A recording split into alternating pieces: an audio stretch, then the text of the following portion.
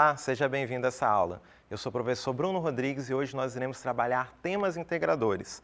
Temos para hoje uma discussão sobre o tema chamado Concepção Metafísica ou da Origem do Ser e outras matrizes não ocidentais. Você pode pensar, nossa professor, que tema complicado, né? Mas fique tranquilo que a gente vai aprender isso juntos e a gente vai discutir tudo no tempo certo. Confere comigo os objetivos dessa aula. Explicar os conceitos de metafísica e ser e a origem desses termos, apresentar visões não ocidentais sobre a realidade fundamental das coisas existentes, convidar a conhecer e buscar por conta própria novas informações sobre esses temas. Ok, esses são os nossos objetivos.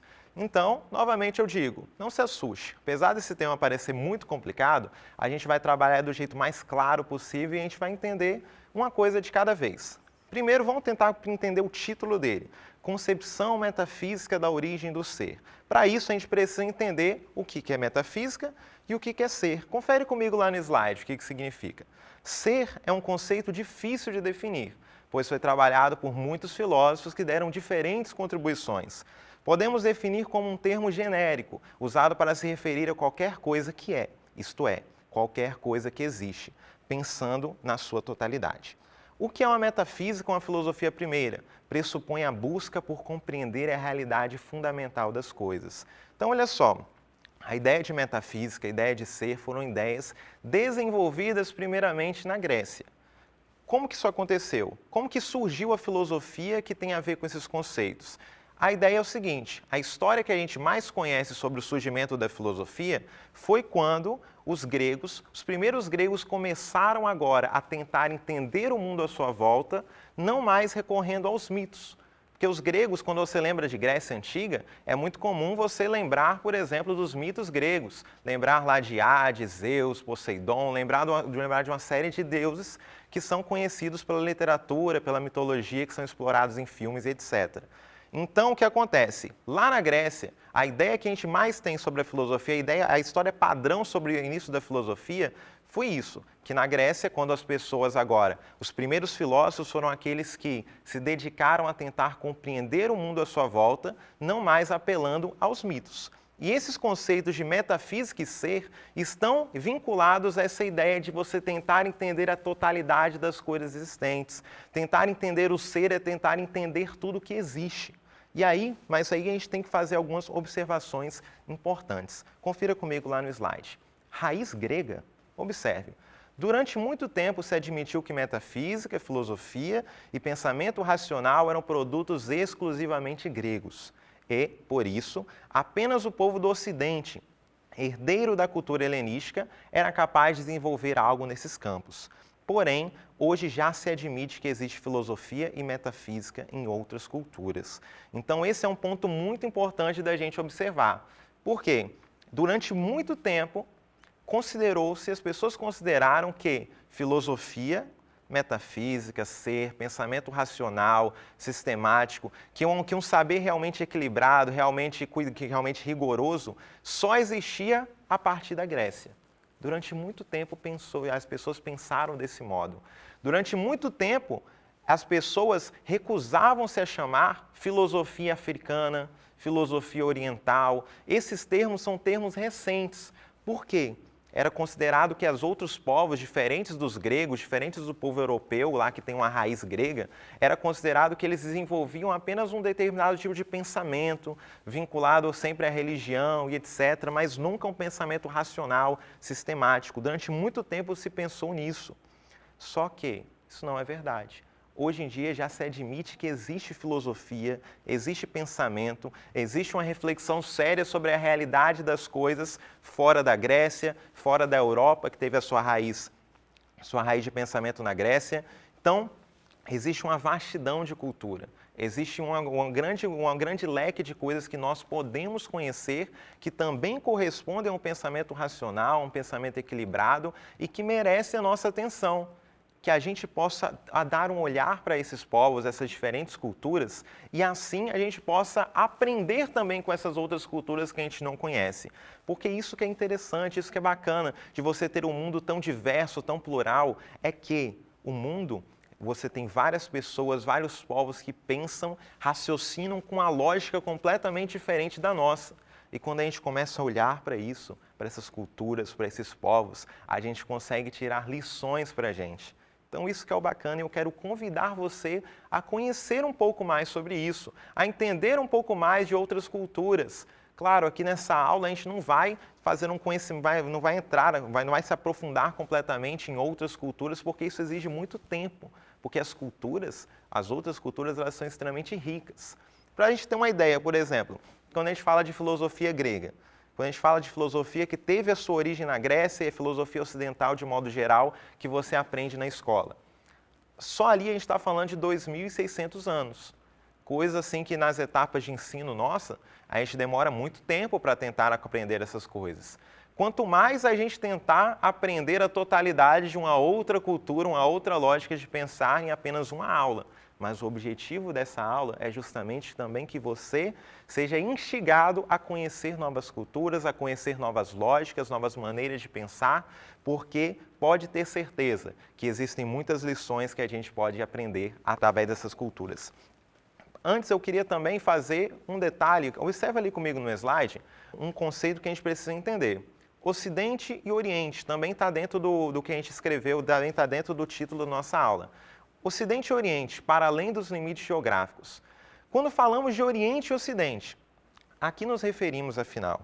Então aqui você tem duas figuras ali, a divisão geográfica ali, a divisão oficial de Oriente e Ocidente. Geograficamente é uma linha chamada meridiano de Greenwich, que você estuda em geografia, você deve ter estudado isso em algum momento ou ainda vai estudar, que divide Oriente e Ocidente. Contudo, essa divisão é muito mais cultural do que geográfica. Pode vir aqui comigo. Observa, gente, essa divisão entre Oriente e Ocidente é uma divisão que ela transcende esses limites, simplesmente um limite de uma linha imaginária que foi traçada lá para termos geográficos. Por quê? Culturas se desenvolveram de modos muito diferentes. Então, quando a gente está falando de cultura ocidental, geralmente a gente está falando de uma cultura que tem sua base na Grécia, que se desenvolveu na Europa, depois ela foi se expandindo. E cultura oriental, você também tem uma série de outras matrizes muito importantes também. Você tem lá os árabes, você tem lá o povo judeu, você tem lá os chineses, os asiáticos de modo geral, que você tem lá uma cultura do Oriente, que também é uma cultura extremamente vasta. Então, a gente precisa também ter claro, quando a gente está falando de Ocidente e Oriente, a gente não necessariamente está falando de uma linha completamente bem demarcada que divide o Oriente e o Ocidente, mas que ela é muito mais cultural do que física. Então esse é um ponto que a gente precisa ser chamado a atenção. Então agora quero te convidar a viajar um pouquinho comigo, tentar conhecer um pouquinho mais de alguma outra cultura, algumas outras coisas que a gente normalmente não conhece e que a gente possa tirar lições, que você possa extrair lições para a sua vida através dessas culturas. Observa comigo ali no slide, africanos. Na África, encontramos diversos pensamentos e manifestações culturais. Vamos destacar uma cosmovisão africana chamada de Ubuntu ou Ubuntu. Relação de interdependência da humanidade. Não podemos ser humanos sozinhos. Ideal de união, oposto ao individualismo, oposto aos ideais ocidentais. Olha só, gente, isso aqui é muito bacana. Primeiro, só deixar claro que a África é um continente gigantesco. Então, você tem muitos tipos de pensamentos, muitos tipos de religiões também que foram desenvolvidos ali na África, e a gente deve também ter sempre o cuidado para olhar, tentar entender aquela cultura com o olhar sobre a perspectiva dela mesmo. Que a gente ter cuidado de não colocar o nosso olhar para tentar interpretar outra cultura e olhar, às vezes, com uma coisa de preconceito, com uma coisa de achar uma coisa muito estranha. Porque o que acontece, o diferente, a princípio, ele pode parecer estranho para a gente. É normal. Você vai lá, conhece alguma pessoa que faz uma coisa completamente diferente do jeito que você faz, é normal com que você ache estranho a princípio. Só que o diferente não necessariamente ele precisa ser o estranho. O diferente, ele é apenas o diferente. Ele é apenas aquilo que tem algo, aquilo que está sob uma lógica diferente que a gente tem lições para extrair. Então, quando a gente está falando aqui sobre africanos, então a gente tem que lembrar que a gente tem uma vastidão, a gente tem um continente gigantesco ali colocado. Mas ali eu coloquei como exemplo ali uma cosmovisão, um ponto muito importante lá do pensamento africano, que foi desenvolvido lá pelo povo Banto principalmente, que é a ideia de Ubuntu, ou Ubuntu, como o próprio povo Banto chama. que é essa ideia de relação de interdependência entre as pessoas. É aquela ideia de unidade entre uma pessoa e outra. Eu só sou ser humano na medida em que eu tenho outro ser humano junto comigo. A ideia de harmonia entre as pessoas. Isso faz muita diferença da lógica que a gente muitas vezes está acostumado. A gente está acostumado muitas vezes com a lógica de competição. Eu quero ser melhor do que o outro. Eu consigo conquistar mais coisas que o outro. Eu preciso ter mais poder econômico, ficar acima do outro. Preciso me destacar na sociedade. Isso são coisas que muitas vezes a gente tem como ideal. Mas olha só que bonito esse valor que o povo africano tem a ensinar para a gente.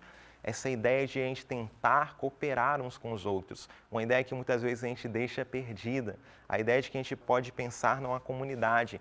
Posso pensar como é que eu posso ficar feliz vendo o meu semelhante, vendo uma pessoa próxima de mim triste, por exemplo. Como que eu posso me sentir realizado profissionalmente, pessoalmente, se eu tenho do meu lado uma pessoa que ela está sofrendo, que ela está triste? Então, isso daqui é uma coisa que já tem uma lição muito importante que a gente pode extrair daí que o povo africano tem para ensinar para a gente. E também quero chamar a atenção agora, passando um pouquinho para um outro ponto, o hinduísmo. Vamos tentar conhecer um pouquinho, observa comigo lá no slide. Vamos tentar conhecer um pouquinho do hinduísmo? Claro que a gente não vai esgotar esse tema também, mas apenas conhecer algumas bases importantes. Olha só, o hinduísmo é a terceira religião com maior número de praticantes. Nela você tem o respeito às suas tradições, livros sagrados, que você tem uma quantidade grande de livros sagrados. E uma das coisas que a gente se destaca aqui é a ideia de karma. Karma significa ato. Ideia de que todas as atitudes de uma vida refletem diretamente na próxima vida. Vem aqui comigo um minuto. Olha só, essa ideia de karma é essa questão de que aquilo que eu vou fazer na minha vida agora, aqui eles partem de uma ideia de que nós reencarnaremos, que haverá uma reencarnação e que estamos sempre num ciclo de reencarnações. Então, eles têm essa ideia de consciência sobre a responsabilidade sobre as nossas ações.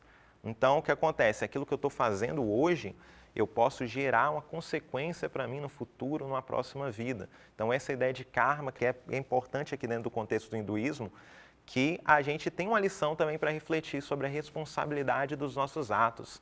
Se a gente realmente está agindo de um modo consciente ou se a gente está agindo de um modo errado também. Então, ele leva a gente a refletir sobre isso. Vamos voltar lá no slide. Observa.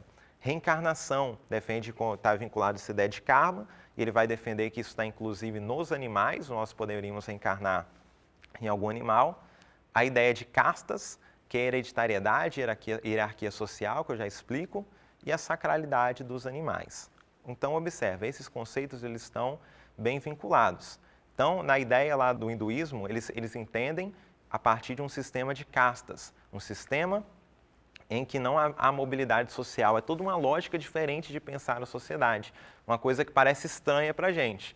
Então, o que acontece? Você nasce lá dentro de um contexto, lá dentro do hinduísmo, nasce sendo participante de uma determinada casta social, que tem a ver com seus antepassados, você vai sempre fazer parte dessa casta. Só que qual é o único jeito de mudar de casta? Apenas quando você reencarnar, e aí você pode reencarnar talvez uma outra casta. Se você for agir bem na sua vida ou agir de modo ruim na sua vida, você reencarnaria em uma outra casta. E tem também a questão da sacralidade dos animais. Os animais são sagrados lá para o povo hindu. Religião que é predominante, essa religião é predominante lá na Índia, né? Então, por isso que ela é a religião com o terceiro maior número de praticantes. Às vezes você pode pensar, nossa, mas eu não conheço nenhum hindu, como é que tem tanta gente assim, a terceira maior religião do mundo?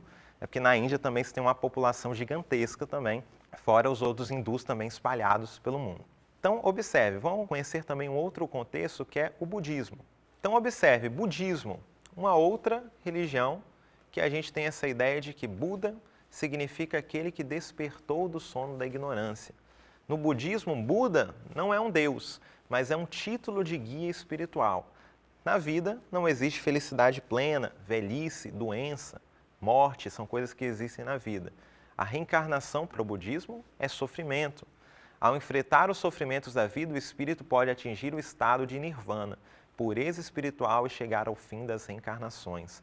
Olha só que jeito diferente também de pensar, muito diferente da nossa lógica ocidental, da nossa lógica que nós vivemos nas nossas vidas. O budismo, ele vai interpretar o mundo dessa seguinte forma: também existem reencarnações, assim como o hinduísmo defende. O budismo, ele é uma religião que nasceu do hinduísmo, ela tem essa origem ali, veio do hinduísmo, o hinduísmo é uma religião mais antiga, e vai entender que a nossa vida aqui na Terra é uma vida de muito sofrimento, porque na nossa vida a gente está lá vivendo, a gente vai envelhecer, vai morrer, vai passar por doenças, vai passar por muitas coisas que são ruins. E o que acontece? O que é a pureza mesmo? O ideal que a gente precisa alcançar, segundo o budismo, é você atingir um estado chamado de nirvana. É um estado de um espírito conseguir ficar completamente calmo, um estado de você se desprender dessas coisas até um dia você estar livre das reencarnações. Então veja, olha só que interessante, a gente tem uma lógica muito diferente da nossa de pensar. E essas coisas é interessante que a gente conheça para que a gente possa dialogar com elas, para que a gente possa pensar, sempre quando a gente for analisar uma cultura diferente, eu pensar o que eu posso aprender com essa cultura. O olhar que a gente deve ter sempre ao analisar uma cultura diferente não deve ser, o que essa cultura está errada. Não, diferente disso, a postura que nós devemos ter é essa postura de olhar para ela e tentar pensar, tem alguma coisa que eu possa aprender com ela? Então, isso é um ponto importante também que a gente precisa destacar. Tudo bem?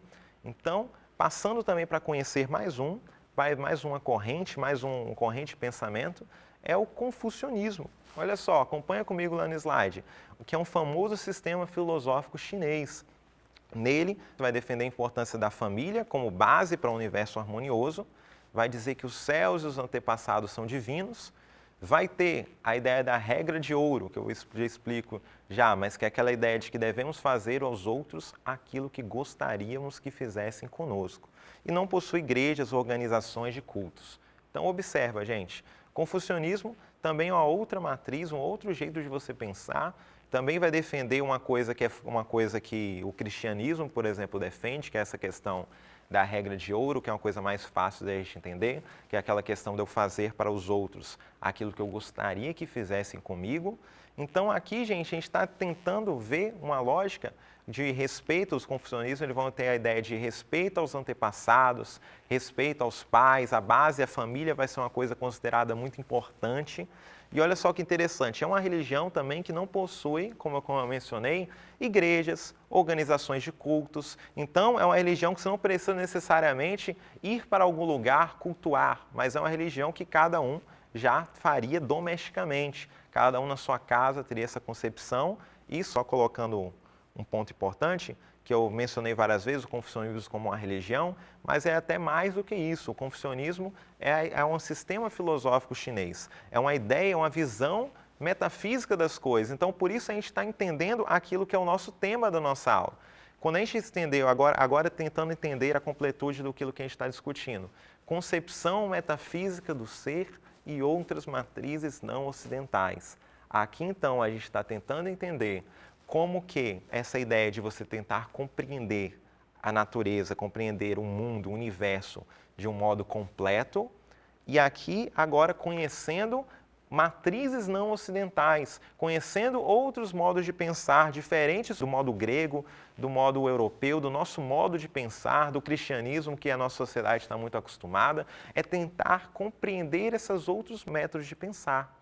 E aí, a gente confere comigo no slide um ponto importante que é para continuar a conversa, ou também a gente poderia chamar de para não concluir. Queremos destacar que o que apresentamos aqui é apenas uma gota em um oceano de riqueza cultural. Nosso objetivo é atrair interesse para conhecer diferentes culturas e modos de pensar, que estejamos abertos para o diferente. Ele pode parecer estranho no primeiro momento, porém, se olharmos com atenção, encontraremos beleza e podemos tirar lições. Então, esse aqui é um ponto chave aqui da nossa discussão, que a gente consiga entender que olhar para o outro, olhar para o diferente, é olhar para algo que pode nos ensinar, olhar para alguma cultura, olhar para alguma ideia. Então, é sempre interessante a gente estar aberto a isso. Então, se você tiver a oportunidade também de conhecer uma pessoa que vem de outra cultura, que vem de outro país, uma pessoa lá, por exemplo, aqui no Brasil a gente encontra muitos imigrantes, pessoas lá, a gente encontra, por exemplo, árabes, encontra japoneses, chineses, africanos, pessoas que vêm tentar a vida aqui no Brasil, encontra venezuelanos. A gente encontra muitos imigrantes aqui no nosso país. E é interessante que a gente possa ter essa curiosidade de tentar estabelecer um diálogo com essas pessoas e ter justamente essa postura que é a postura que nós estamos defendendo aqui. Essa postura de a gente tentar perguntar, tentar nos colocar e perguntar para aquelas pessoas que tivermos a oportunidade. Me ensina um pouco da sua cultura. O que você pensa sobre esse assunto? Como você pensa a ideia sobre o surgimento do mundo? Como você pensa essas questões filosóficas? Pergunte para essas pessoas que você tem a oportunidade, que certamente você terá uma grande lição que você possa aproveitar para a sua vida. Então aqui, dentro desse contexto, nessa aula, então a gente entende, fica com essa grande lição de nós olharmos para o diferente, não apenas achando estranho, achando errado, mas tentando extrair o máximo que é proveitoso para a gente. Tudo bem? Espero que essa aula tenha sido proveitosa para você. É um grande prazer estar com você e até a próxima aula.